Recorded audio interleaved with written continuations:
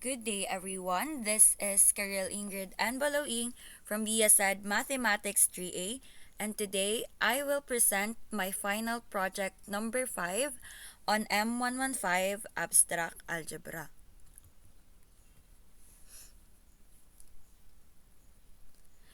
So this is for the permutation group. For permutation group, we will construct a table based on the moves and its corresponding elements. Permutation refers to the rearrangement of elements. To consider it as a permutation group, it must be both one-to-one and onto function. Let's have a quick review to my geometric model, which is the trihepsan algebra.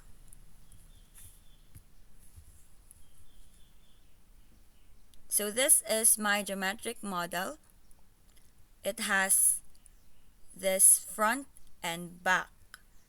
So this is the mapping. C maps to H, I maps to T, N maps to A, B maps to M, 5 maps to S, L maps to E, and O maps to V. So these are the moves for the front, and these are the moves for the back. So we will change these letters into Greek numbers, or Greek letters rather. So this is the rotational and the reflective line of symmetries. We have 1 7 rotation, 2 7 rotation, 3 7 rotation, 4 7 rotation, 5 7 rotation, and 6 7 rotation. This is the line of symmetry 1, line of symmetry 2, line of symmetry 3, line of symmetry 4, line of symmetry 5, line of symmetry 6, and line of symmetry 7. So we will let epsilon be the permutation for rotation and sigma for the permutation for the line of symmetry. So let's start with epsilon sub 0, which is do nothing.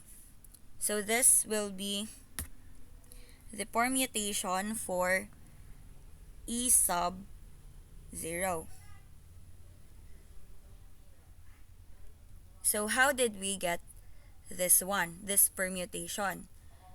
So we will base our permutation here to the elements here. This is the letters on the front, which is C, I, N, B, 5, L, O.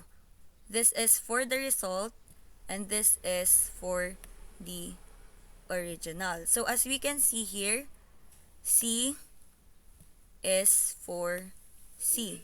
Therefore, we have here C and C.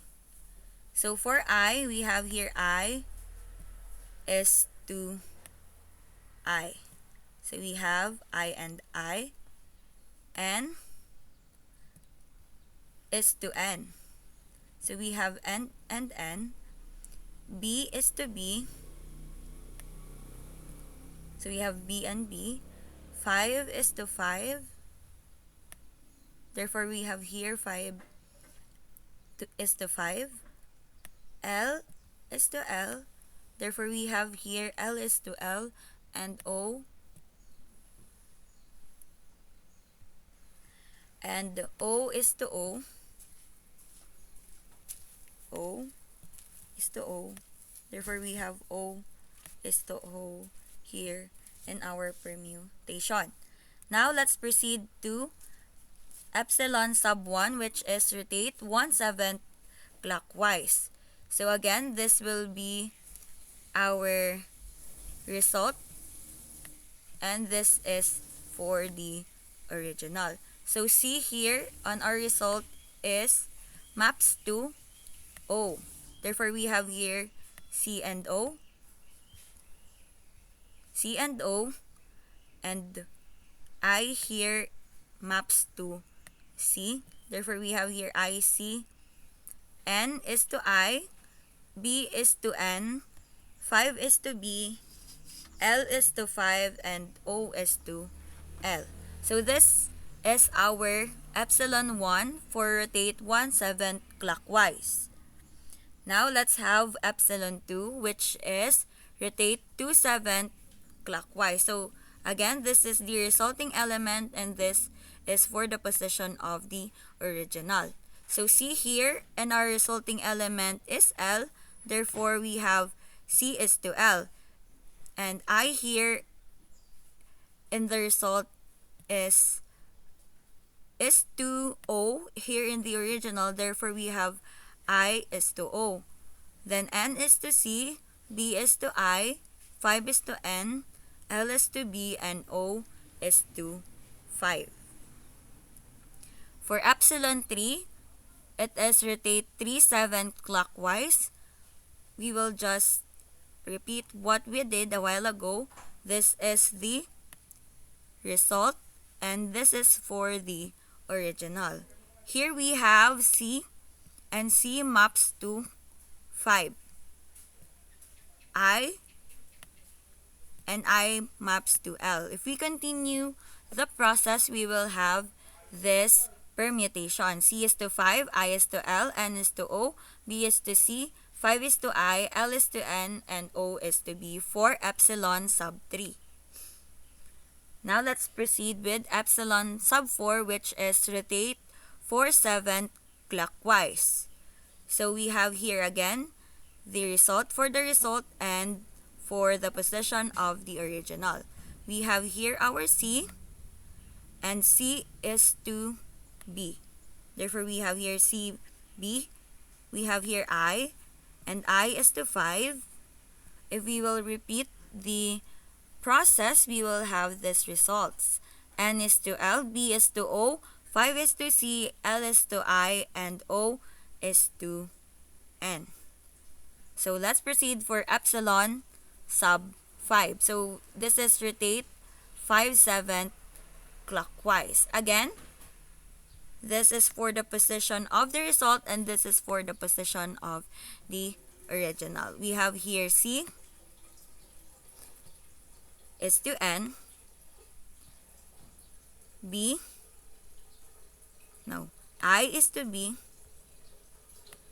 and if we continue, we will have this permutation. N is to 5, B is to L, 5 is to O, L is to C, and O is to I. Now we have here epsilon sub 6, which is rotate 6/7 clockwise, and we have the permutation. C is to I is to N, N is to B, B is to 5, 5 is to L, L is to O, and O is to C. Now, let's have the permutation for the line of symmetry. We have here sigma sub 1, which is flip on line of symmetry 1. So as we can see here again, this is for the result and this is for the original. So here we will start on H. So H is to O, T is to L, A is to 5, and M is to B. If we will continue the process, we will have S is to N, E is to I, V is to C. Now let's proceed with sigma sub 2, which is flip on line of symmetry 2. Again, this is for the result and this is for the original. So we will have here H is to L, T is to 5, A is to B, M is to N, S is to I, E is to C, and V is to 0. For flipping on line of symmetry 3, this is our sigma sub 3. So our sigma sub 3 has the permutation H is to 5, T is to B, A is to N, M is to I, S is to C, E is to O, and V is to L. For flipping on line of symmetry 4, this is our sigma sub 4. So the permutation for sigma sub 4 is h is to b, th to n, a is to I, m is to c, s is to o, e is to l, and v is to 5. For sigma sub 5, it is on flipping on line of symmetry 5, we will have h is to n, th is to I, a is to c, m is to o, s is to l, e is to 5, v is to b. So flipping on line of symmetry 6 will be our sigma sub 6. So sigma sub 6 has the permutation of h is to I, th is to c, a is to o, m is to l, s is to 5, e is to b, v is to n.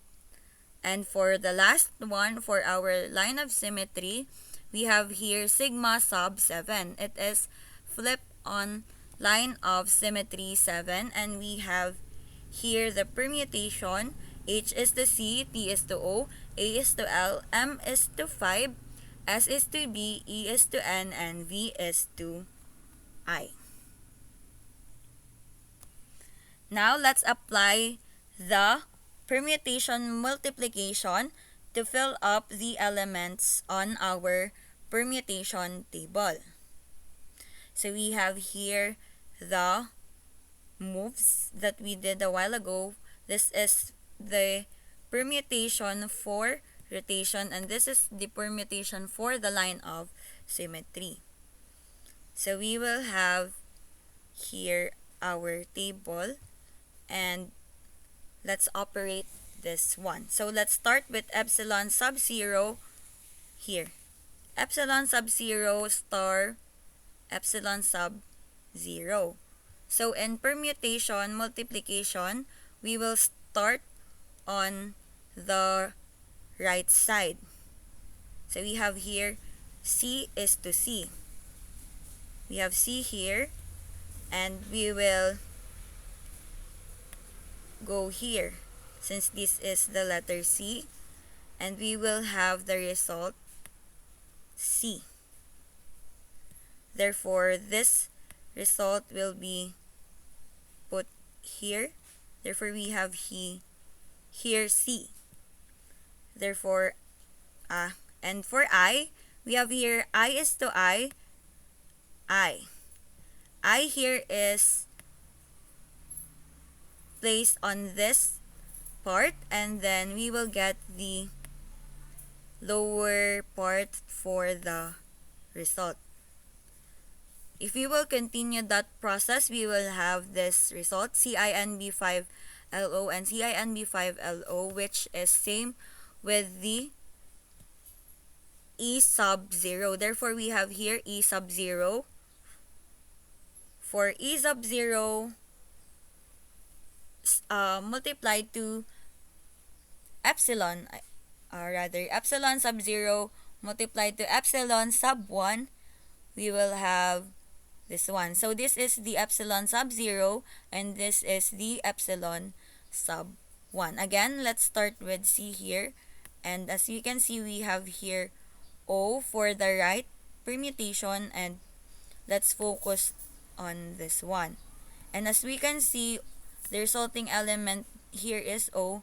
Therefore, O is placed on the lower part of C. C is to O. And for I, we have here C. Therefore, we will focus here. We will go here, and we will get the resulting element on its lower part, which is C. Therefore, we have here C. For N, we have I. And we have I here. Sa taas pala. And then we will get the resulting element into the lower part. So we have here I.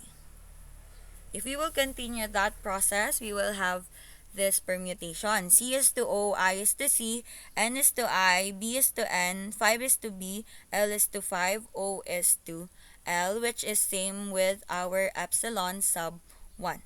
So we will have epsilon sub 1 as the result as the product of epsilon sub 0 and epsilon sub 1. So here, as we continue the process, for epsilon sub 0 and epsilon sub 2, if we will multiply both of this, the result will be epsilon sub 2. If we will multiply epsilon sub 3 and epsilon sub 0, we will have the product of epsilon sub 3. If we will continue the process, we will have this result. So we have here epsilon sub 0 and epsilon sub 4. For epsilon sub 0 and epsilon sub 4, the product is, we will have epsilon sub 4. We have there epsilon sub 4. Again, let's multiply them. For C, here is n. We will focus on n here on our first permutation, and we will get the resulting element on its lower part and put it here. Therefore, if epsilon sub 0 is multiplied by epsilon sub 5, we will have this result. And this result is same with epsilon sub 5. Therefore, we have here epsilon sub 5. If epsilon sub 0 is multiplied to epsilon sub 6, we will have epsilon sub 6. If epsilon sub 0 is multiplied to sigma sub 1, let's try it again. Here we have H, and H maps to O. And let's go here. On our first permutation, O is placed on here, and O is the resulting element. Therefore, H is to O. So as we can observe, this part on this, the right side is the first part of the resulting element, HTAMSEV. So let's go to T. T maps to L. L maps to L. Therefore, T maps to L. So if we continue that process, we will have this result. So epsilon sub 0 multiplied by sigma sub 1 is sigma sub 1. Epsilon sub 0 multiplied by sigma sub 2 is sigma sub 2. Epsilon sub 0 multiplied by sigma sub 3 is sigma sub 3. Epsilon sub 0 multiplied by sigma sub 4 is sigma sub 4.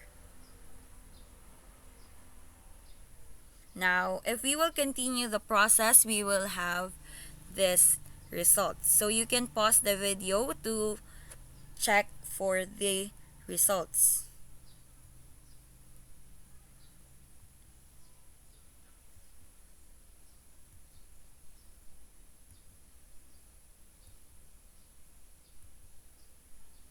So here, as we can see here, it is not possible to operate the sigma sub 1 and epsilon sub 0 since the elements on the second row of the permutation on the right does not contain elements on the first row of the permutation on the left.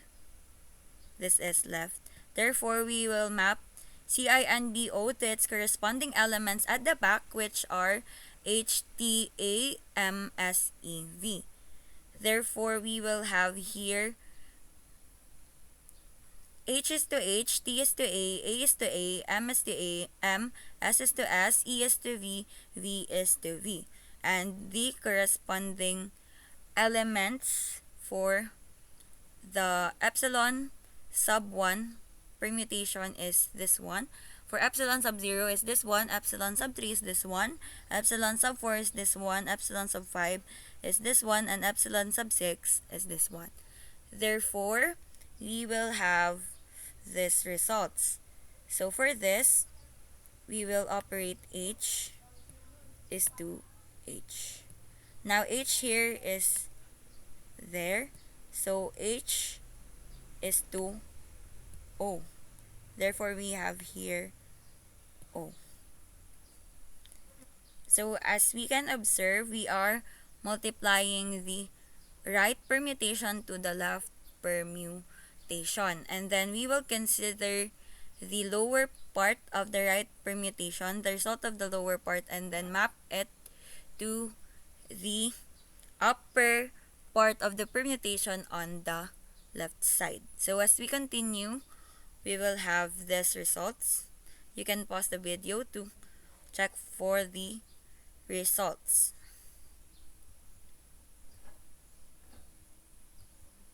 And now we are done with our permutation table. So this is now our permutation table. Now to check if the permutation table is a group table, we will check if this is closed and well-defined, associative, has an identity element, and has an inverse element for all. So, in order for us to say that this permutation table is a group table, it must satisfy these four conditions. So, for first, it is for closed and well-defined. So, it is closed. To check if it is closed, let's check for this one. So as we can see here, the resulting elements contains the elements being operated. Therefore, it is closed. Well-defined, since if we operate two elements, the result is unique and it is only one. So it is closed and well-defined. Now let's check for associativity.